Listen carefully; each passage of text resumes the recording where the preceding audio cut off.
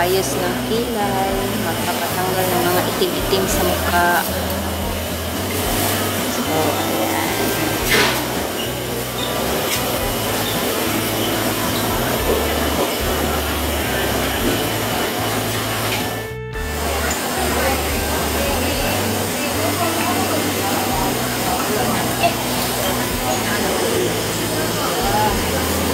Pimple pang yawa. Ayan, 생긴데. 나갔잖아? 나갔잖아, 진짜. 나갔잖아. Ayan, nagpapatanggal tayo ng blackheads. Alay, hindi. Alay, hindi ko ba? Brush up muna nila.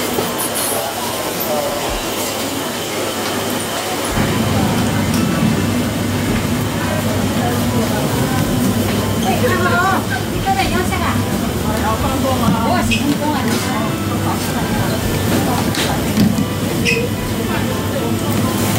10 minutes. Sorry, malinis ko tangan.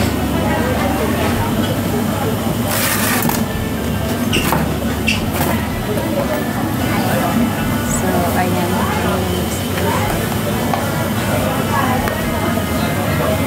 Papatanggal tayo ng mga itim-itim sa mukha.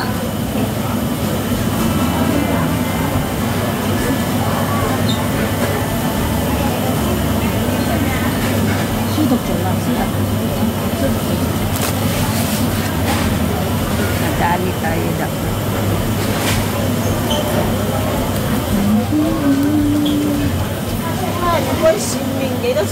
Alam niyo ba ito guys? Ang ginagawa ko. Aray ko po. Nagpapatanggal ako ng yung mga parang itim-itim sa mukha guys. Hindi ako papanatani.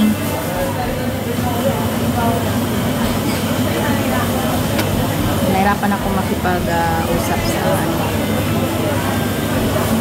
tagagawa kasi hindi siya marunong magsalita ng English.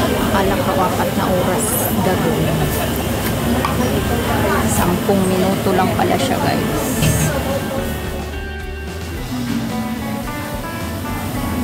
Ayan, paminsan-minsan i-treat din natin yung sarili natin. Hindi na lang pwede, puro na lang trabaho.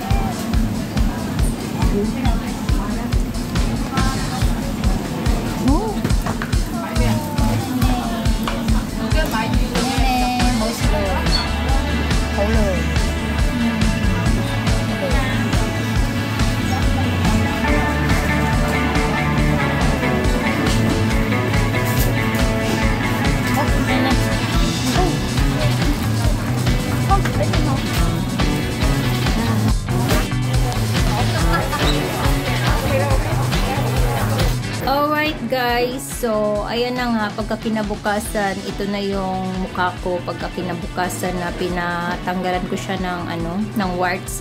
So anyway guys, kung nakikita nyo yan, parang namumula na siya. Ayan, namumula. Ito pa.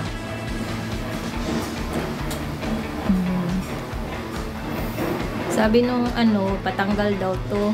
Ayoko kasi, ko kasi to siya. Kumbaga inborn siya ba. Nakakatakot baka mag-post pa siya ng problema.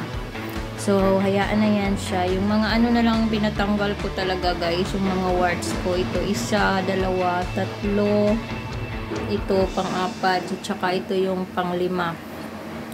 So, meron pa ditong ito hindi ko pa napatanggal kasi ito lang yung pinatanggal ko.